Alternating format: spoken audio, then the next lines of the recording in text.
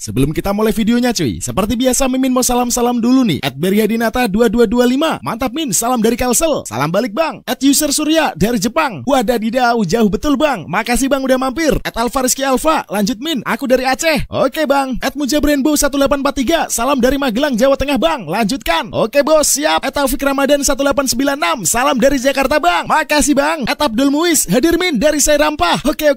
@arli jabli 6224, salam dari Kalsel Tanah Bumbu Min. Gas sampai mentok. Oke bos.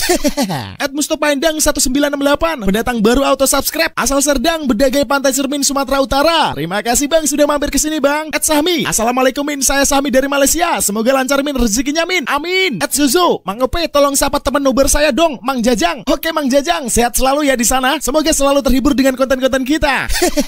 @Joni Fernandes, lanjut Min, udah ready kopi nih, salam anak rantau Min, semoga sukses selalu untuk para anak rantau dimanapun kalian berada. Firman Nasir 5400, lupa aktifin lonceng. Ya elah bang, masih lupa aja aktifin loncengnya bang. Oke lah bang, langsung dinyalain loncengnya, langsung pantengin Bang Ope bang. Oke lah cuy, udah banyak banget Mimin sapa-sapa kali ini cuy. Kalau ada yang belum kita sapa, silahkan tunggu aja di opening. Mau batuk dulu cuy.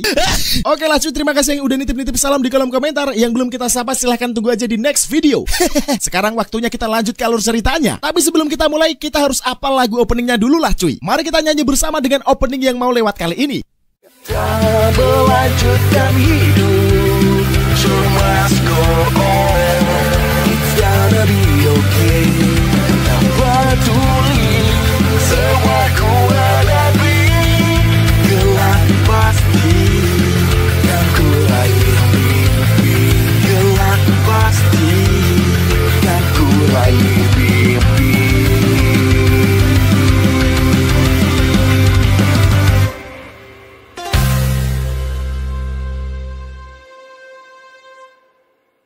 Lalu si Tulan meminta putrinya bergabung dengan mereka.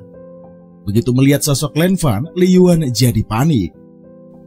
Lantas Lan Fan pun berujar tentang sosok Li Yuan. Bukankah ini orang yang kencing di celana itu?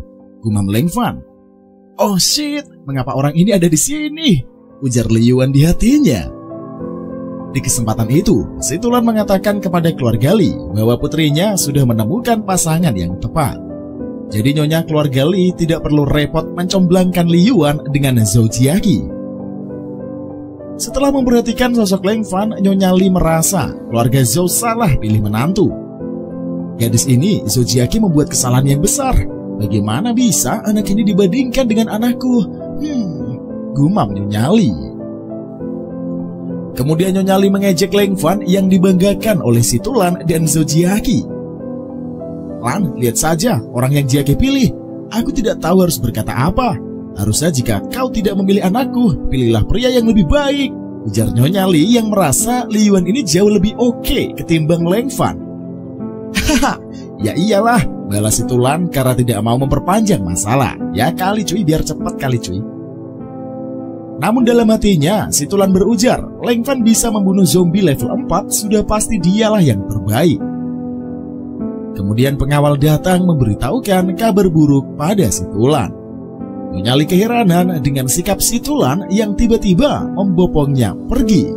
Cepat ikuti aku, ucap si Tulan sambil menarik lengan Nyonya Li. Apa yang terjadi? Tanya Nyonya Li yang penasaran.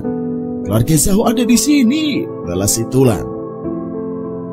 Setelah itu si Tulan pun menyuruh pengawal membawa keluarga Li pergi melalui pintu belakang.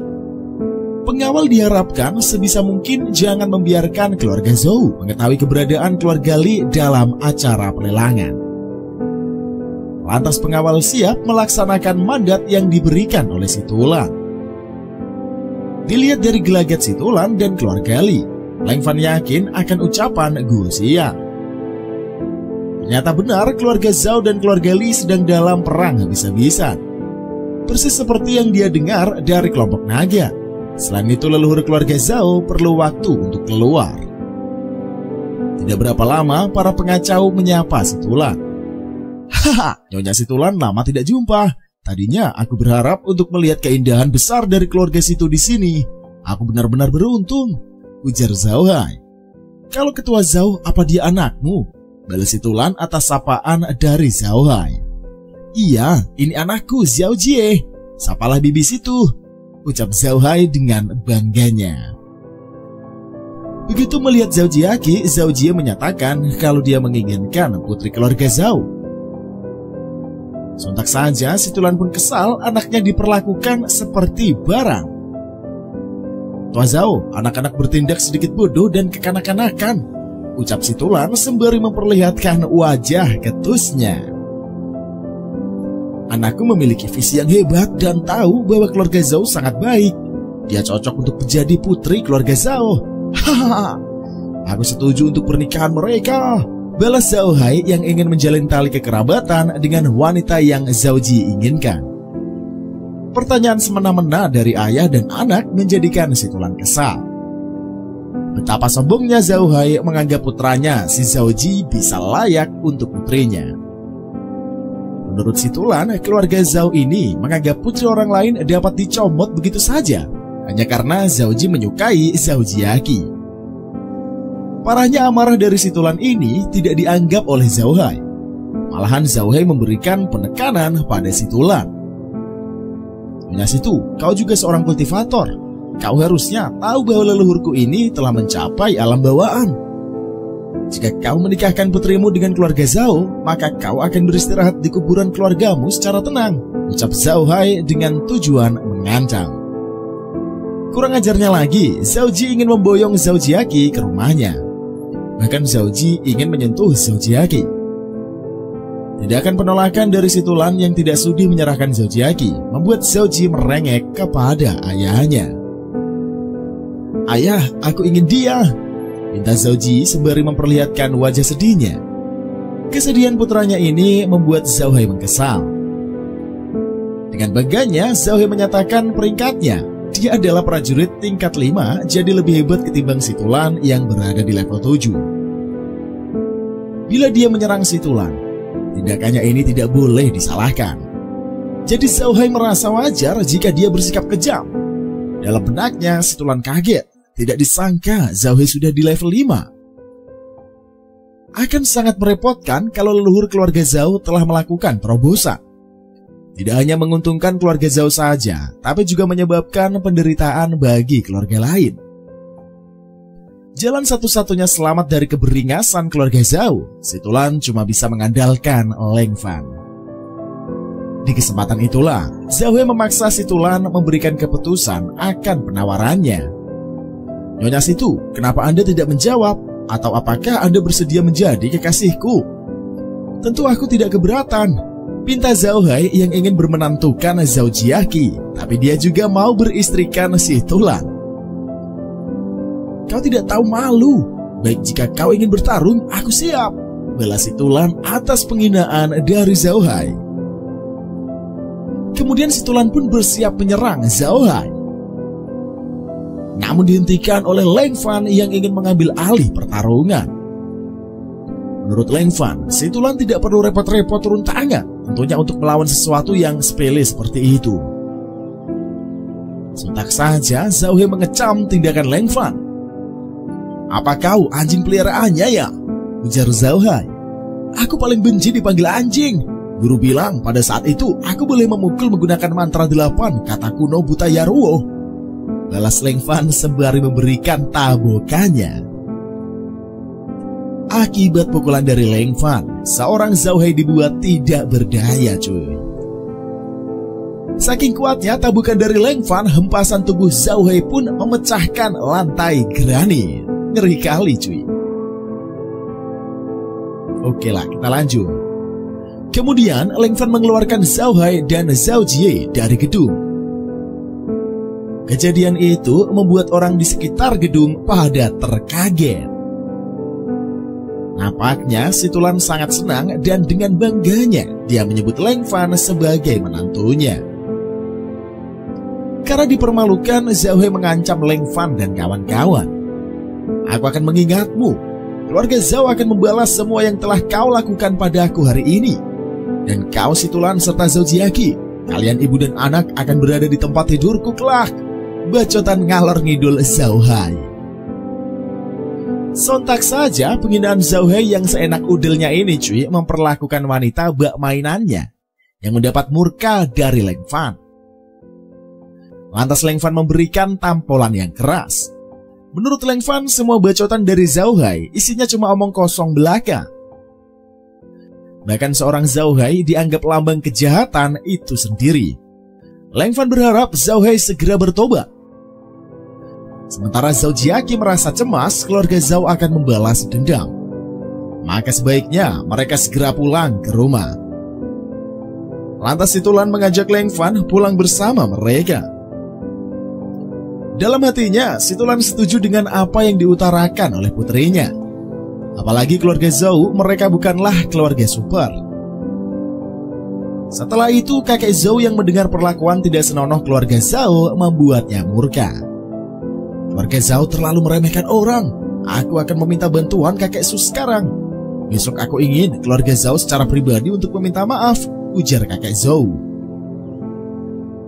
Kemudian Zhao Jiaqi menuturkan rasa terima kasihnya pada perlindungan yang Leng Fan berikan pada keluarganya. Menurut Leng Fan, Zhao Jiaqi tidak perlu sungkan padanya, sehingga tidak perlu repot mengucapkan kata terima kasih. Lagian Leng Fan hanya menjalankan perintah dari gurunya untuk membantu orang. Namun tetap saja Zhao Jiaqi merasa Leng Fan ini pantas mendapatkan ucapan terima kasih. Selama ini Leng Fan selalu saja menolong Zhao Jiaqi dalam berbagai urusan. Di momen itulah Leng Fan mengatakan hal yang membuat Zhao Jiaqi jadi berperan. Aku menolongmu karena aku tidak ingin ada orang lain yang mengganggumu, ujar Leng Fan sembari membelai Zhao Jiaqi. Apakah dia mengungkapkan perasaannya kepada aku? Aku bingung dengan sikapnya hari ini. Dia tiba-tiba menyentuh dan membelai wajahku, gumam Zhao Jiaqi yang dipenuhi dengan bunga-bunga cinta, cuy. Setibanya di rumah keluarga Xie, Xianjia ini menyambut kepulangan Leng Fan dengan hangat. "Putri kecil, kamu sudah kembali," ujar Xianjia sembari memberikan pelukan yang dihindari oleh Leng Fan. Melihat kakeknya begitu bahagia, Xie Xiaoyu ini merasa Leng Fan lah cucunya, bukan dirinya. Soalnya Xie Xiaoyu ini cuy tidak pernah menyaksikan ekspresi gembira dari raut wajah Xianjia ketika menyambut kepulangannya apalagi. Kemudian Leng Fan menanyakan soal kultivator abadi pada kakek Xie. Lantas Xianjia menjawab kalau dia tahu tentang dunia kultivator dari guru kunlunnya Leng Fan. Selain itu Xianjia juga mengetahui ada beberapa keluarga yang mempelajari kultivasi. Setelah mendengar ucapan Xianjia, Leng Fan ingin memahami seperti apa kekuatan kultivator yang terkuat di dunia ini. Lalu Xianjia memberitahukan apa yang dia pahami dari pertanyaan Leng Fan. "Aku mendengar bahwa seorang immortal bisa berjalan di udara. Di kota ini mereka sangat langka, dan mereka ini adalah master keabadian yang sebenarnya," ujar Xianjia. Apakah seperti ini?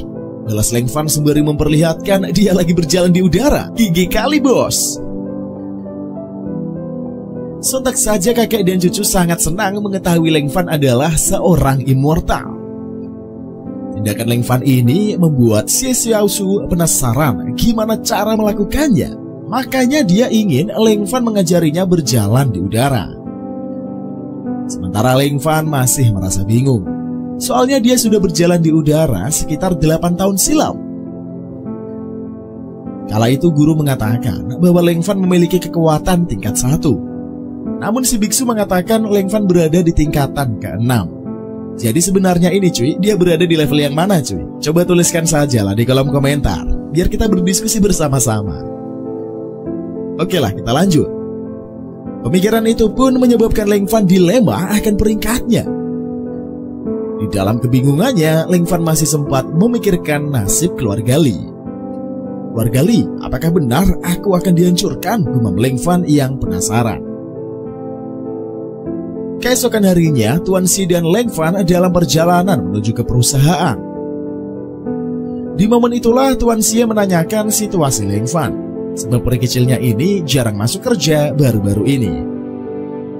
Tidak sengaja kendaraan mereka berpapasan dengan mobil Zhao Hai, sehingga Leng Fan memutuskan mengikuti Zhao Hai. Sontak saja Tuan Xi kaget akan tindakan dari Leng Fan. Berkecil, mau pergi kemana? Tanya Tuan Xie yang penasaran. Aku tidak bisa ke perusahaan sekarang. Aku harus pergi, aku ada urusan, balas Leng Fan. Terlihatlah Leng Fan yang berjalan kilat membuntuti mobil Zhao Hai. Vus, vus, vus. Dari kejauhan cuy, Leng Fan melihat Zhao Hai yang memasuki villa keluarga Zhou. Lalu terlihatlah Zhao Hai dan Zhao Jie memberikan hormat pada kakek Zhou. Ayah dan anak meminta maaf atas tindakan kekurang ajaran mereka tadi malam. Lantas Zhao Hai beralasan kalau dia terlalu banyak minum dan tidak sadar sudah berbicara buruk pada perempuan keluarga Zhou. Saat mengetahui Zhao Hai yang datang untuk meminta maaf membuat Leng Fan merasa lega. Menurut Leng Fan, ada bagusnya menyelesaikan masalah secara baik-baik. Namun tetap saja Leng Fan mencurigai keluarga Zhou. Karena mereka lebih hebat, tapi mengapa meminta maaf pada yang lebih lemah? Mungkin saja ada udang di balik rempeyek cuy. Maksudnya di balik batu cuy, dari perlakuan Zhao Hai. Setelah menjauhi kediaman utama keluarga Zhou, ayah dan anak membahas sesuatu seperti yang Leng Fan duga. Ayah, apa kita akan melupakan dan membiarkan mereka begitu saja? Tanya Zhao Jie. Lupa, tidak ada kata-kata itu di keluarga Zhao. Setelah menghabisi keluarga Li, kita akan mengurusi mereka, balas Zhao Hai. Mendengar bacotan Zhao Hai itu cuy soal keluarga Li membuat Leng Fan auto penasaran tentang rahasia di balik permusuhan dari dua keluarga. Kemudian Zhao Jiaqi yang berada di pekarangan kaget akan kehadiran Leng Fan di kediaman keluarga Zhou. Leng Fan, kenapa kamu di sini? Tanya Zhao Jiaqi. Sebelum kita bicara, beritahu aku kenapa Zhao Hai dan putranya datang meminta maaf, balas Leng Fan. Lantas Zhao Jiaqi pun memberitahukan kalau kakek Zhou meminta bantuan dari seseorang. Tidak berapa lama kakek Zhou nimbrung pembicaraan. Dia ini cuy memang mencari pertolongan dari tetua Su. Namun sebagai konsekuensinya keluarga Zhou pun diperingatkan untuk tidak ikut campur dengan dendam keluarga Zhao dan Li. Bila itu dipenuhi, tetua Su akan menjamin keselamatan keluarga Zhou. Di kesempatan itulah kakek Zhou menyatakan kesedihannya karena tidak bisa berbuat sesuatu kepada keluarga Li. Padahal di masa silam, keluarga Li memiliki hubungan baik dengan banyak keluarga kultivasi. Bahkan keluarga Li turut ikut andil dalam menyelesaikan permasalahan keluarga kultivasi lainnya. Namun sekarang tidak ada keluarga yang bersedia meminjamkan kekuatannya, sehingga keluarga Zhao leluasa melakukan pergerakan mengacaukan keluarga Li. Naasnya lagi, keluarga Zhao menyerang keluarga Li secara terbuka. Yang pastinya saja cuy, menyebabkan sebagian besar keluarga Li auto terbunuh. Bahkan idola Lian juga menghilang sesudah insiden penyerangan. Menurut Leng Fan tidak masalah, yang paling penting keluarga Zhao ini baik-baik saja. Apalagi persoalan keluarga Zhao dan keluarga Li tidak ada hubungannya dengan keluarga Zhou. Sontak sajalah, ucapan Leng Fan membuat Zhao Jiaqi auto keheranan. Bukankah dia menyukai idola Lian? Lalu mengapa? Gumam Zhao Jiaqi yang kebingungan. Bukannya tidak sedih, Leng Fan juga turut mencemaskan soal hilangnya Lian. Alasan Leng Fan tidak peduli karena teringat saat insiden dengan Paman Qin. Kala itu Lian bersikap seolah tidak mengenalnya. Padahal waktu itu Leng Fan mengetahui sosok Lian. Meski melihatnya secara sekilas, Leng Fan tidak tahu waktu itu Lian tidak melupakan soal dirinya. Hanya saja situasi waktu itu memaksa Lian bersikap cuek. Mendadak ponsel yang diberikan oleh organisasi naga berdering, sehingga Leng Fan pun segera menjawab panggilan telepon tersebut. Lalu pimpinan mengingatkan janji Leng Fan dengan organisasi naga. Berdasarkan isi perjanjian, ketua organisasi Guo Xian meminta Leng Fan untuk campur tangan dalam urusan Zhao dan Li. Jadi misi pertama Leng Fan sebagai panatua kehormatan adalah menemukan idol Lian. Setelah itu pemimpin memberitahukan informasi keberadaan Lian. Terakhir organisasi naga melihat Lian yang ada di Kunlun, Tiongkok Barat, ujar pemimpin. Atur penerbangan untukku, aku akan pergi ke sana, balas Leng Fan. Kemudian Leng Fan pun segera bergerak sembari memikirkan ucapan sang guru. Guru berkata, aku memiliki 6 akar yang tidak bersih. Memang ucapan guru ini tidak salah sih. Tapi apa yang aku lakukan? Aku tidak suka orang yang mengganggu kerabatku, yang tentunya berani membuat masalah denganku. Semuanya akan mutiar, ujar Leng Fan. Selang beberapa waktu, Leng Fan tiba di Kunlun. Ia pun langsung disambut hangat oleh King Ming, direktur organisasi Naga Cabang Kunlun. Lantas Leng Fan pun menanyakan perkembangan kasus Lian. Menurut King Min, idol Lian ini telah menghilang selama 3 hari. Dari yang King Min duga, Lian telah meninggalkan kota Kunlun. Namun Leng Fan berpikiran lain jika dilihat dari intrik keluarga Zhao dan keluarga Li. Dia yakin Lian masih berada di Kunlun. Tujuan Lian datang ke Kunlun untuk menghindari keluarga Zhao. Hanya ada 2 kemungkinan saja cuy yang bisa mereka simpulkan. Pertama adalah Lian tertangkap oleh keluarga Zhao, dan kedua Lian bersembunyi, ujar Leng Fan. Lantas King Ming membenarkan praduga Leng Fan. Ketua Leng benar, ini rekaman terakhir keberadaannya di Kunlun. Dia tidak pernah keluar sejak masuk ke hotel. Ketika cleaning service membersihkan kamar, dia pergi keluar, ujar King Ming. Sementara itu, Lian berada di tempat Paman Zhoubo.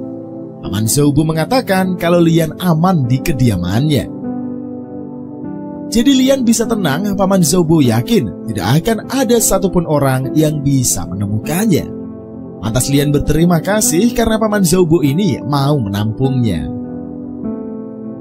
Dalam kesendiriannya, Lian mengingat wajah Leng Fan sembari memikirkan nasib keluarganya. Apakah ini akhir dari keluarga Li? Orang tuaku mengirimku ke sini untuk berlindung. Apa yang harus aku lakukan?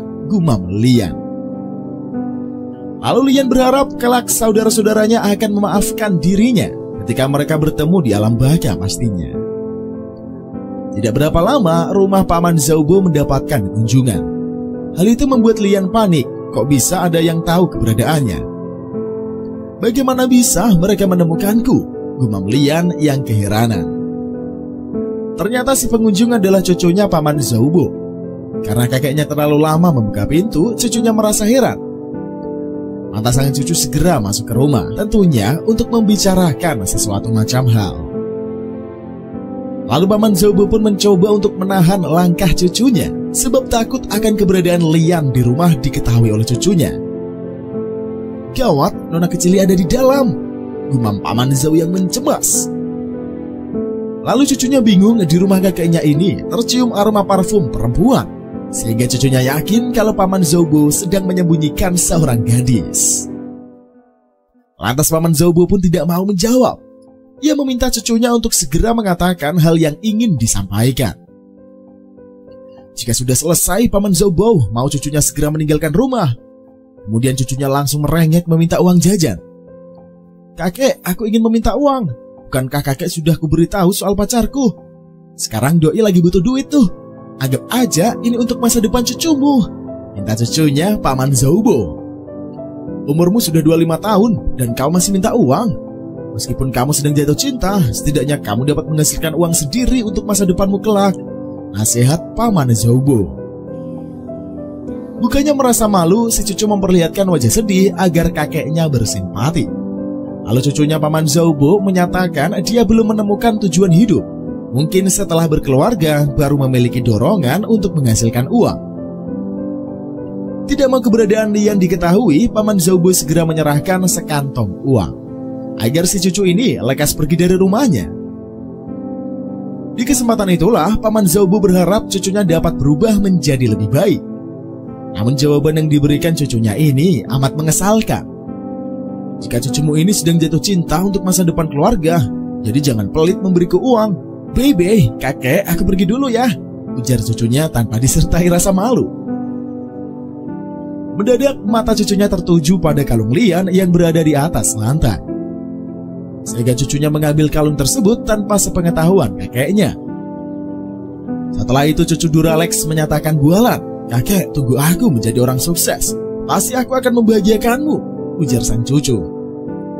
Dasar anak nakal, balas Paman Zhoubo. Sambil melangkah, cucu Zhoubo ini membicarakan tentang kakeknya. Cucunya mengira kakeknya menyembunyikan wanita simpanannya. Cucunya salah paham meyakini kalung itu adalah milik sang kakek yang akan diberikan kepada simpanannya.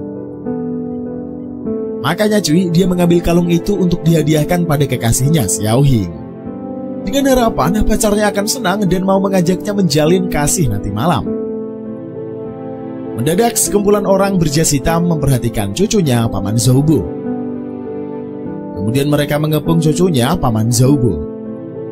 Sontak saja cucunya panik sebab dikelilingi oleh sekumpulan orang yang tidak dikenal.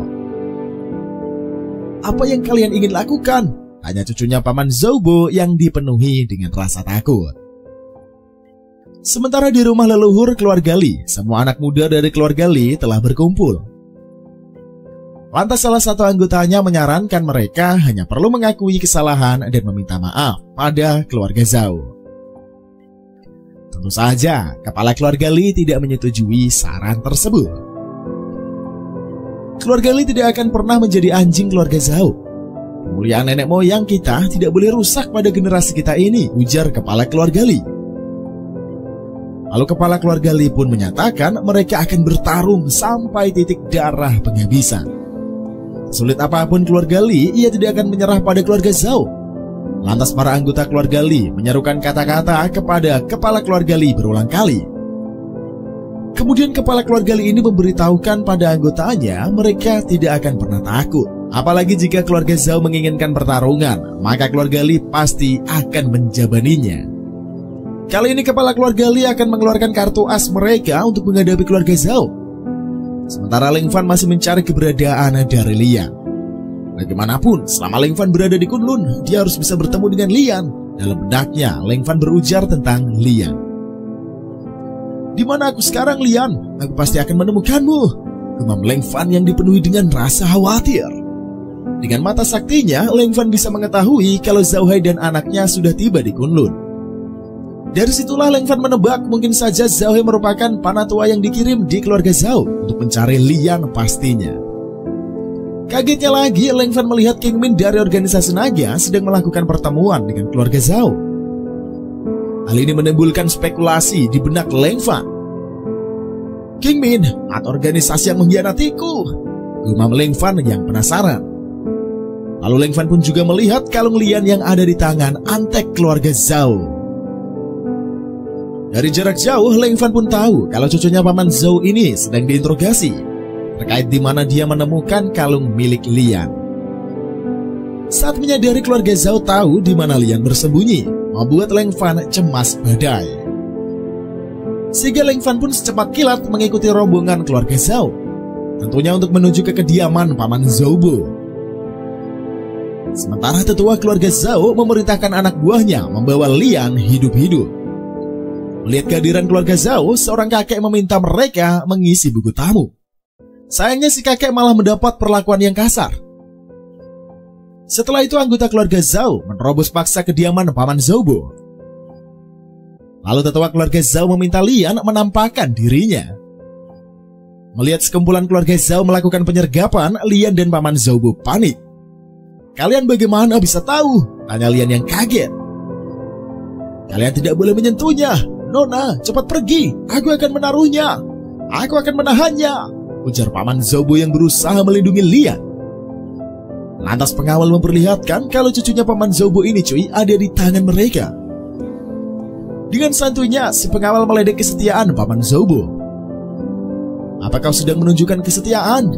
Jika bukan karena cucu Anda, kami tidak akan bisa menemukan tempat ini," ujar antek keluarga Zhao. "Cucuku!" teriak Paman Zhoubo. "Jangan sakiti mereka karena kalian kesini untukku. Lepaskan mereka, aku akan ikut dengan kalian," pinta Lian. Menyaksikan Lian yang disergap oleh musuh, Paman Zhoubo pun berteriak meminta nonanya itu dilepaskan. Ucapan Paman Zhoubo ini membuat tetua keluarga Zhao mengamuk dan dia menghajar cucunya. Sontak saja baik Paman Zhoubo dan Lian mencemas akan nasib dari si pria berambut kuning. Lantas tetua memberitahukan kalau cucunya Paman Zhoubo ini belumlah mati. Ia hanya pingsan belaka.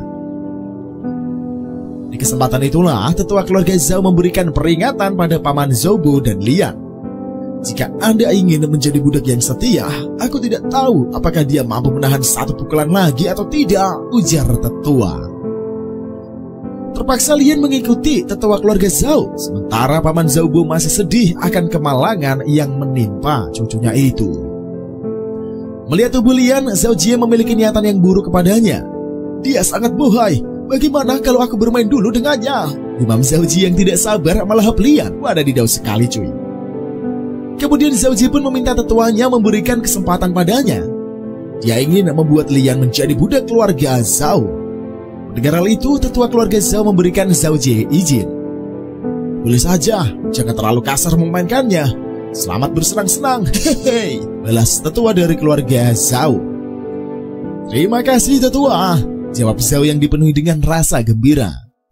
Dalam benak Lian, dia tahu hal apa yang akan dilakukan Zhao Ji kepadanya. Makanya jika Zhao Ji berani menyentuhnya, Lian akan bunuh diri dengan menggigit lidahnya. Kemudian Lian menyatakan tidak lama lagi dia akan menyusul saudara-saudaranya di alam baka. Setelah itu Zhao Ji memerintahkan pengawal menyeret Lian ke kamar.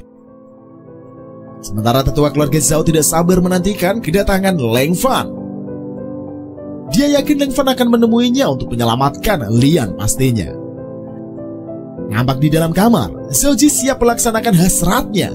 Di kesempatan itulah Lian menyatakan penolakannya dan lebih baik mati saja daripada memenuhi keinginan bejat Zhao Ji. Mendengar ucapan itulah membuat Zhao Ji semakin bersemangat melaksanakan kejahatannya. Mati, kau pikir akan mati semudah itu?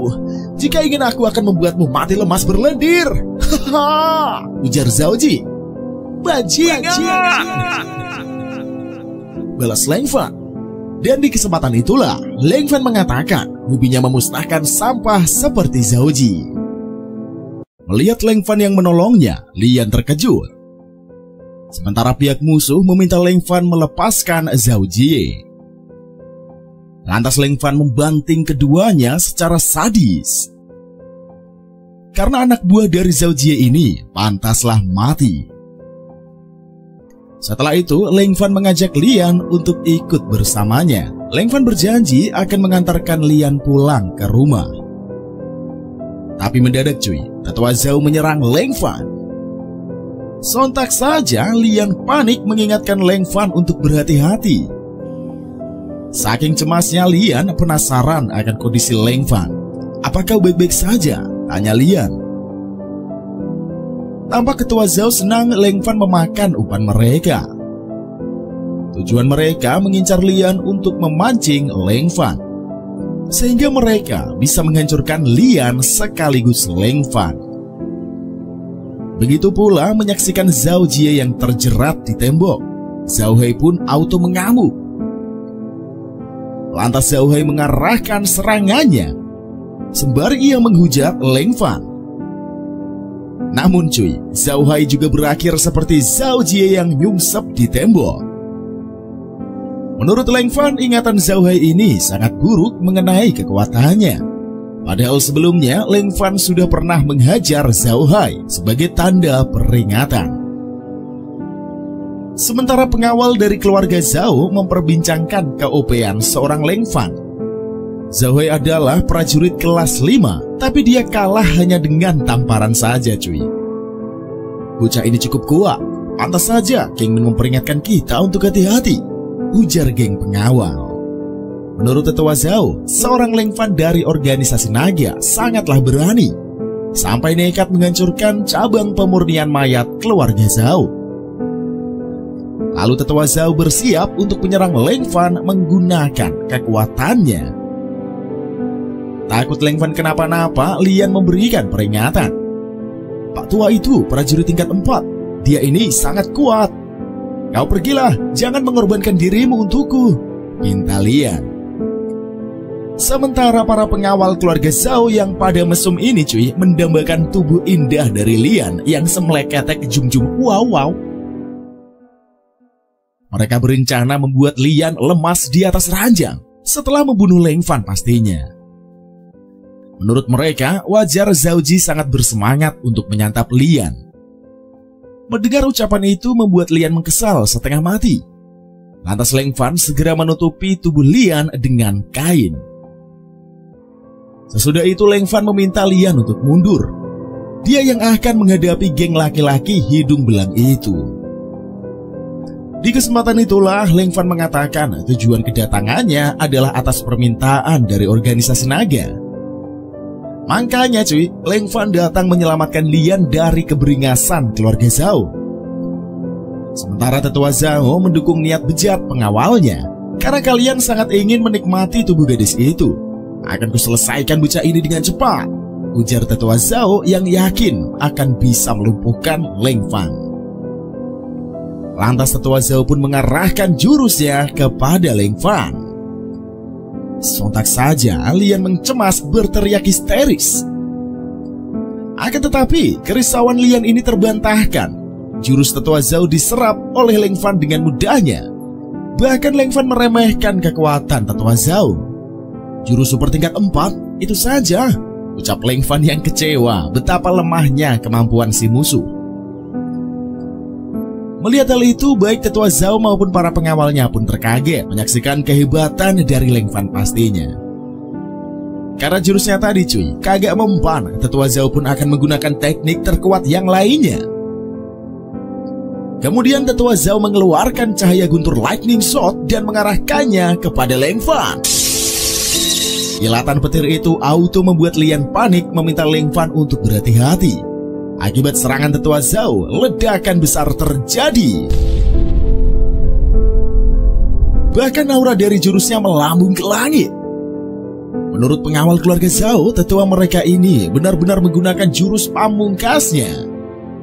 Mereka yakin Leng Fan sekarang pasti sudah menjadi abu dan mati secara mengenaskan. Nampak Lian yang menangis mengira Leng Fan sudah goib.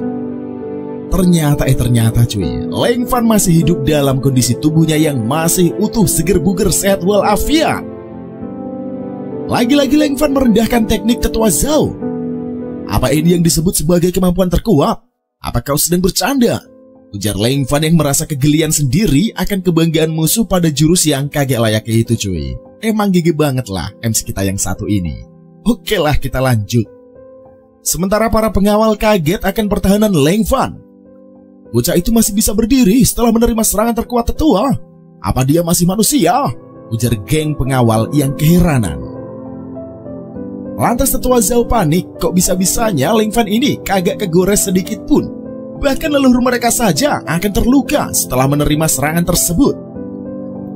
Kemudian Leng Fan menegaskan, sedari tadi pihak musuh ini sudah menunjukkan kemampuannya. Kini giliran dia yang memperlihatkan taringnya. Mendadak Leng Fan pun menghilang dari pandangan, membuat tetua Zhao auto ketar-ketir. Tanpa tetua Zhao ketahui, Leng Fan tepat di belakangnya dalam aba-aba untuk menyerang. Di saat Bos Zhao menoleh, dia langsung terkena serangan Leng Fan hingga terpental dan KO. Sesudah itu cuy, Leng Fan mengelurkan lengannya pada Lian. Dalam benak Lian, ia penasaran siapa Leng Fan ini sebenarnya. Mengapa bisa se-overpower itu? Sambil melangkah, Leng Fan pun memperingatkan pengawal keluarga Zhao. Menyingkir kalian, berani melakukan pergerakan akan mati. Ujar Leng Fan yang mengancam. Nampaknya para pengawal cuma bisa pasrah menyaksikan kepergian Lian dan Leng Fan. Kemudian Leng Fan dan Lian naik pesawat terbang untuk pulang kampung. Di dalam perjalanan, Lian memperhatikan sosok Leng Fan. Menurutnya percuma saja Leng Fan membawanya pulang ke kediaman keluarga Li. Karena keluarga Li mereka tengah kacau balau akibat ulah dari keluarga Zhao. Tidak hanya Lian yang memikirkan keluarga Li, Leng Fan juga mengingat hal yang serupa. Apa keluarga Li masih sama seperti dulu? Gumam Leng Fan. Mendadak seorang fans menyadari kalau Lian adalah idol yang terkenal, sehingga dia meminta tanda tangan dari Lian.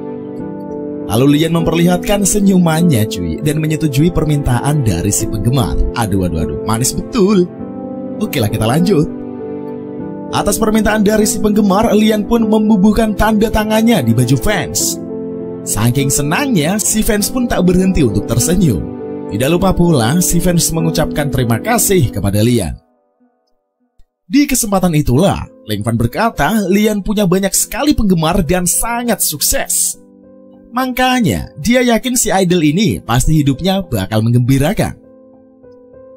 Mendengar jawaban itu, Lian merasa bersedih. Meskipun sebagai idol, banyak hal yang tidak menyenangkan yang ia alami.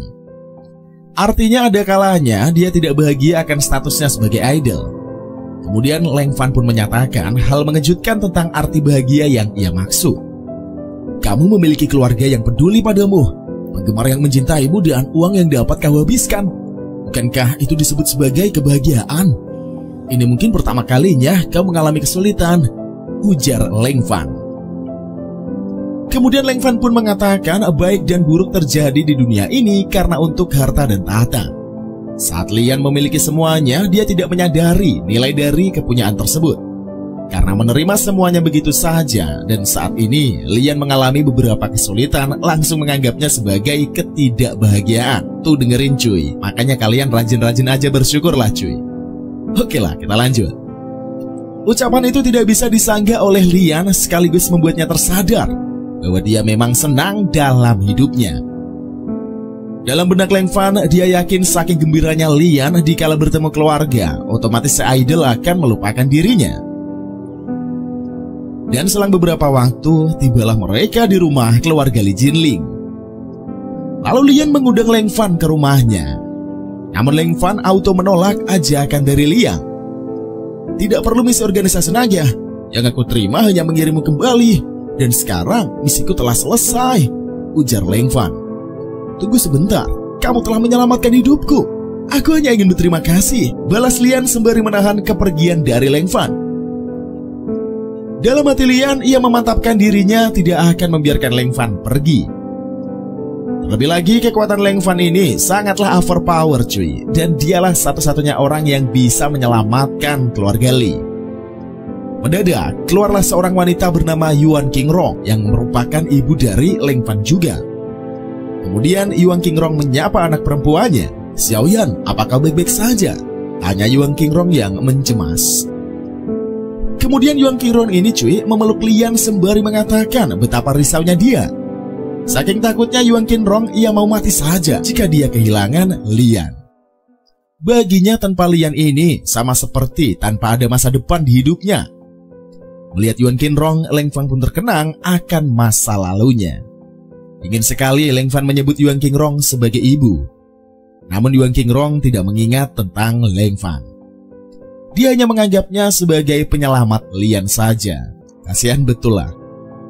Halo, saya Ibu Lian Yuan Qingrong. Terima kasih telah menyelamatkan putriku, ujar Yuan Qingrong sembari mengulurkan tangannya. Sama-sama Bibi, balas Leng Fan. Cukup mengharukan sekali bagian ini cuy. Oke lah, daripada kita baper-baper terus, kita lanjut dulu. Saking sedihnya tidak bisa memeluk ibunya, mata Leng Fan pun memerah. Hal itu membuat Yuan Qingrong mencemas dan dia menanyakan kondisi Leng Fan. Meskipun terpukul karena Yuan Qingrong tidak mengingatnya, Leng Fan mengaku kalau dia baik-baik saja. Di kesempatan itulah Lian memberitahu ibunya kalau Leng Fan orangnya ini kagak banyak bacot, namun Leng Fan telah menyelamatkan hidupnya. Jadi sudah sewajarnya saja Leng Fan ini orang baik, mesti diperlakukan istimewa oleh keluarga Li. Makanya cuy, Lian menyarankan mereka harus mengundang Leng Fan makan di rumah. Hal itu pun disetujui oleh Yuan Qingrong dan dia mengajak Lian untuk mampir. Adik kecil, maukah kamu singgah ke rumahku dulu untuk makan di rumah kami? Aku akan memasak sendiri sebagai ucapan terima kasihku karena telah menyelamatkan putriku, minta Yuan Qingrong. Baiklah, balas Leng Fan. Alasan Leng Fan menerima tawaran itu karena dia sudah 10 tahun kagak ngerasain cuy makanan buatan Yuan Qingrong alias ibu aslinya. Sementara Lian tidak ingat kalau dia dan Leng Fan bersaudara. Merasa sangat kesal. Saking jengkelnya Lian, ia mempertanyakan sikap Leng Fan tersebut. Orang ini, apa yang terjadi padanya? Tadi dia bilang kagak akan mampir, tapi dia langsung setuju aja ketika ibu mengajaknya makan, ujar Lian yang keheranan. Sementara kepala keluarga Li bernama Li Daodong marah atas jamuan keluarga Li pada Leng Fan. Karena Li Daodong takut, Leng Fan mencoba menipu keluarga mereka. Li Daodong mengira Leng Fan mata-mata dari keluarga Zhao. Lantas sang ayah Lian bernama Li Hao tidak setuju akan ucapan kepala keluarga. Menurutnya Li Daodong ini terlalu parno, apalagi Leng Fan sudah menyelamatkan putrinya yang tidak patut dicurigai. Kemudian Li Daodong memberikan penjelasan mengapa keluarga Li harus waspada terhadap orang luar. Sekarang ini keluarga Li berada di situasi yang genting. Makanya Li Daodong boleh meragukan sosok Leng Fan. Bisa dikatakan cuy, Leng Fan ini adalah orang asing. Selama ini semua orang menjauh dari keluarga Li, tapi si Leng Fan malah membantu mereka. Dari situ saja bisa dijamin Leng Fan ini memiliki maksud yang terselubung. Lantas Li Hao mengambil kesimpulan akan ucapan dari kepala keluarga Li itu. Maksudnya dia kemungkinan mata-mata keluarga Zhao, ujar Li Hao yang menebak. Mungkin pergi dan usir saja dia dari kediaman keluarga Li. Dari yang aku dengar Leng Fan ini cukup kuat, perintah Li Daodong. Lantas Li Hao siap melaksanakan mandat dari kepala keluarga Li. Sementara itu cuy, Yuan Qingrong menyajikan buah-buahan kepada Leng Fan. Sayangnya Leng Fan tidak menyentuh buah-buah itu sama sekali. Hal itu malah membuat Yuan Qingrong auto keheranan. Kenapa dia tidak mau memakannya? Tanya Yuan Qingrong pada Lian. Aku juga gak tahu bu, balas Lian. Kemudian Leng Fan menanyakan tentang halaman kecil yang ada di kediaman keluarga Li. Mendengar hal itu, Lian bersedia mengajak Leng Fan melihat Lian. Lalu Lian menjelaskan halaman kecil ini adalah bekas rumah lama mereka di Shizu yang dihancurkan oleh gempa bumi. Lantas Li Hao, ayahnya Lian, meminta seseorang membangunnya saat dia mengingat bentuk rumah lama. Dalam benak Lian, ia terkejut ternyata Lian dan kawan-kawan masih mengingat kenangan masa lampau. Setelah itu perhatian Leng Fan pun tertuju pada pohon besar yang ada di sekitaran rumah lamanya cuy. Kala itu Leng Fan masih kecil, ia memanjat pohon tersebut. Sialnya Leng Fan kagak bisa turun. Ya masih bocil cuy, wajar aja lah. Makanya ayahnya Li Hao meminta Leng Fan melompat dan dia pasti akan ditangkap oleh beliau. Tetap saja Leng Fan tidak mau karena ketakutan. Namun tidak menyerah, Li Hao memberikan Leng Fan keberanian. Percayalah, kamu pasti bisa dan ayah akan menangkapmu, ujar Li Hao. Ayah harus menangkapku ya, balas Leng Fan yang bersiap untuk melompat. Begitu dia melompat dari pohon cuy, lamunan itu dibuyarkan dengan kedatangan Li Hao. Lantas Li Hao pun memastikan apa pemuda di hadapannya ini adalah orang yang menyelamatkan Lian.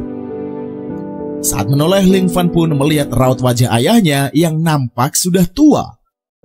Namun sama seperti Lian dan Yuan Qingrong, Li Hao juga tidak mengingat kalau Leng Fan ini adalah anak lelakinya.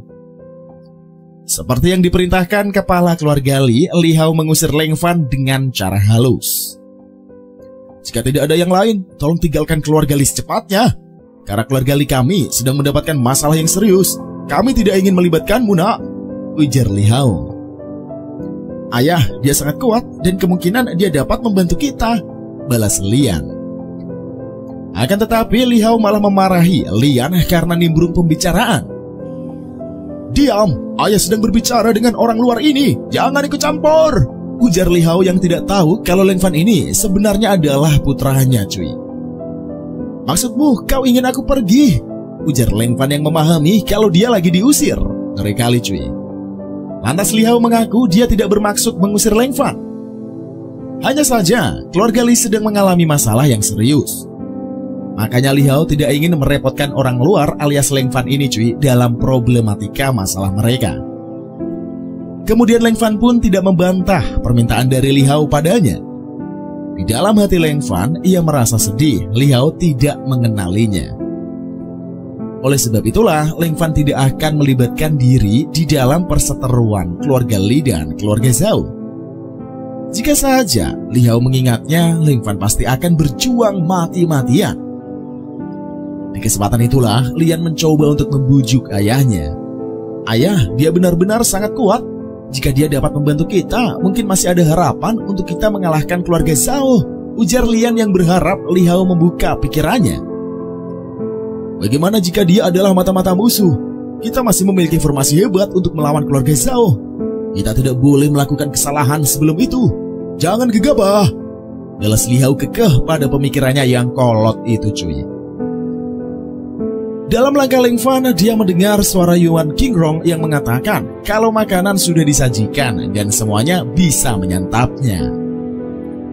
Sehingga Leng Fan pun mengingat dikala Yuan Qingrong memintanya untuk berhenti bermain karena waktu makan siang sudah tiba. Mengenang hal itu, Leng Fan pun minta izin diajak makan bareng sama keluarga Li. Dari situlah Lian menyadari betapa ingin tinggalnya Leng Fan di kediaman keluarga Li. Terlebih lagi nih cuy, Leng Fan juga sudah menyelamatkan hidupnya. Maka Lian tidak akan mengabaikan perasaan penolongnya. Melihat Lian menghampiri Leng Fan, Li Hao berusaha menghentikan putrinya. Kemudian Lian pun mengajak Leng Fan makan malam bersama. Di kesempatan itulah Lian mengeluarkan kata-kata tegas yang ditujukan untuk Li Hao. "Tidak apa-apa, aku mengajak pahlawanku untuk makan di rumah," ujar Lian.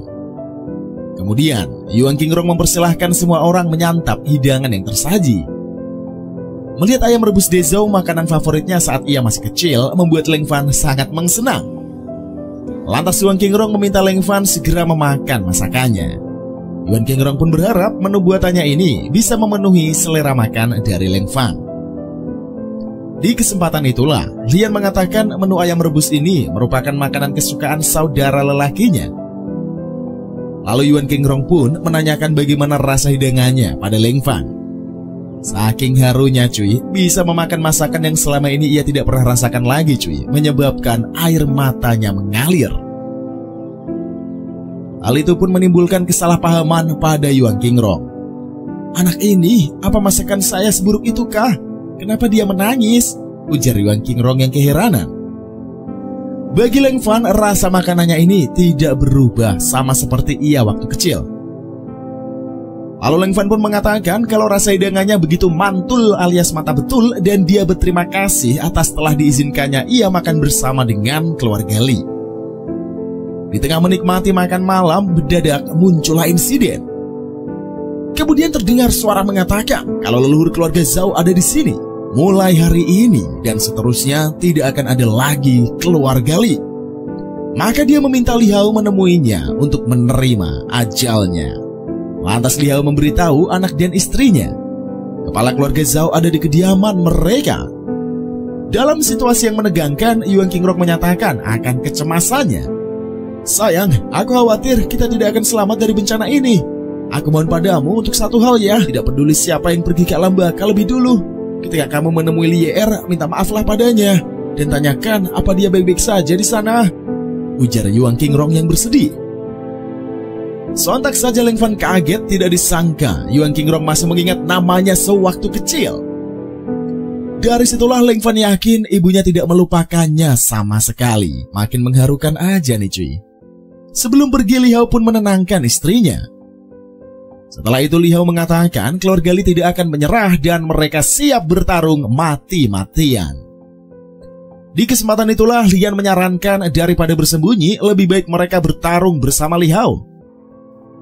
Bagi Lian, mendingan mati ketimbang dikejar oleh keluarga Zhao selayaknya tikus. Lantas Yuan Qingrong pun menyetujui ucapan dari putrinya itu. "Putriku sayang, aku juga berpikiran begitu. Jika tidak ada keluarga Li, apa gunanya untuk hidup? Lebih baik bertemu saudaramu saja lebih awal di akhirat," ujar Yuan Qingrong. Lalu Li Yuan pun berpamitan pada Leng Fan karena dia ingin bertarung, jadi tidak bisa menemani Leng Fan saat ini. Ia percaya akan kemampuan dari Leng Fan. Menurut Lian, tidak akan sulitlah bagi Leng Fan untuk meninggalkan rumahnya. Berharap di masa depan mereka bisa ketemu lagi dengan Leng Fan. Melihat ibu dan saudarinya yang pergi, Leng Fan dipenuhi dengan rasa dilema. "Aku bingung, apa yang harus aku lakukan?" gumam Leng Fan. Kemudian saat Leng Fan tertarik dengan ruangan yang ada di sebelahnya, saat masuk ke dalam, Leng Fan kaget. Suasana di sana sama persis seperti kamarnya sewaktu kecil. Lantas di meja terdapat buku diary Leng Fan ketika ia masih bocil. Disitulah cuy, tertulis momen saat Leng Fan diajak oleh Lian nangkap ikan. Namun tidak ada satupun ikan yang berhasil dia pancing. Momen lainnya dikala Yuan Qingrong memarahinya, hal itu membuat Leng Fan sangat membenci ibunya. Didasari dari hal itulah, Leng Fan sadar tidak sekalipun Lian, Yuan Qingrong dan Li Hao melupakannya. Suasana riuh di kediaman pun semakin Leng Fan rasakan. Akhirnya Leng Fan membuat keputusan ingin melibatkan dirinya dalam perseteruan dengan keluarga Zhao. mulai seru aja nih cuy. Tidak bisa seperti ini. Jika tidak, aku akan benar-benar kehilangan mereka, ujar Leng Fan.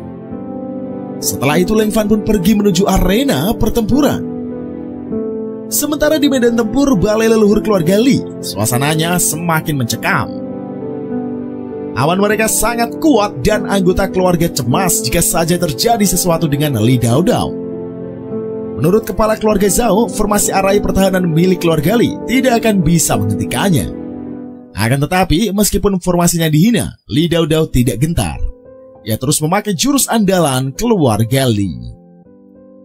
Di kesempatan itulah Li Dao Dao memperingatkan Zhao Kui untuk tidak berbuat seenaknya di kediaman keluarga Li. Kemudian Li Dao Dao memerintahkan seluruh keluarga Li membantunya mempertahankan formasi. Menurut mereka, kekuatan formasi ini sudah akan cukup untuk membunuh Zhao Kui. Sementara anggota keluarga Zhao meminta Zhao Kui tidak boleh meremehkan formasi musuh. Kepala keluarga, menjauhlah, jangan terlalu dekat.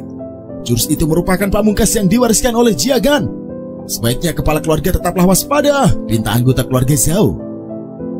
Sepertinya kau tidak tahu banyak mengenai kultivator Xiantian, balas Zhao Kui yang menganggap enteng dari keluarga Li. Mendadak terjadilah sesuatu di langit. Muncullah ledakan yang besar.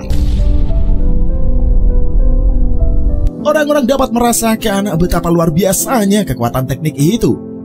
Mereka mencemaskan nasib Zhao Kui, sehingga mereka berusaha mencari tahu keberadaan si kepala keluarga Zhao. Masalahnya radiasi dari kekuatan itu cuy sangat besar banget, membuat mereka sulit untuk mendekati area tersebut. Lantas Li Dao Dao ini yakin formasi keluarga Li merupakan senjata pembunuh. White Burning Killing Aura benar-benar akan memusnahkan apa saja. Bahkan seseorang yang berada pada kekuatan supranatural tingkat 1 akan lenyap. Jika kau benar-benar memiliki kekuatan, terimalah itu, ujar Li Dao Dao dengan bangganya. Lalu orang-orang dari keluarga Li menganggap kemenangan akan menjadi milik mereka, sehingga mereka yakin ia akan melindungi seluruh keluarga Li. Lantas orang-orang keluarga Li bersorak gembira atas keberhasilan mereka. Namun kebahagiaan itu tidak berlangsung lama. Zhao Kui masih hidup. Di kesempatan itulah Zhao Kui menyatakan kalau dia belum mati. Mengetahui hal itu, Lian merasa panik. Begitu pula dengan Li Dao Dao yang sangat syok usahanya sia-sia. Bagaimana mungkin? Apakah ini kekuatan seorang dengan tahap immortal? Ujar Li Dao Dao yang frustasi cuy. Apakah ini jurus terakhir kalian? Apa cuma begini? Balas Zhao Kui yang meremehkan. Kemudian Zhao Kui mengeluarkan jurusnya yang begitu cetar membahana, hingga menggemparkan suasana di balai utama keluarga Li. Hal itu menambah kekesalan Li Dao Dao, padahal seluruh keluarga Li telah memberikan kekuatan kepadanya.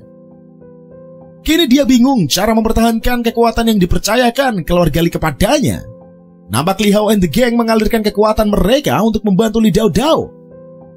Sayangnya meski bantuan diberikan, Li Dao Dao kesulitan menjaga keseimbangan atas dirinya. Alhasil Li Dao Dao jatuh tertunduk membuat anggotanya mencemas. Ia ragu kalau kepala keluarga akan baik-baik saja. Lantas Li Dao Dao mengatakan mereka hanya dapat membangun arai pelindung saja. Hanya itu upaya yang bisa keluarga Li lakukan. Harusnya mustahil bagi Zhao Kui menerobos formasi 3 lapis arai ini. Namun dugaan Li Dao Dao salah besar. Bagi Zhao Kui, formasi itu bisa dia tembus. Yang benar saja, kau masih belum mengerti rupanya akan pengaruh kekuatanku ya, ujar Zhao Kui. Lalu Zhao Kui mengeluarkan jurus sakti mandragunanya. Akhirnya jurus itu pun sudah siap untuk dilepaskan. Kemudian Zhao Kui pun melancarkan jurusnya ke formasi arai keluarga Li.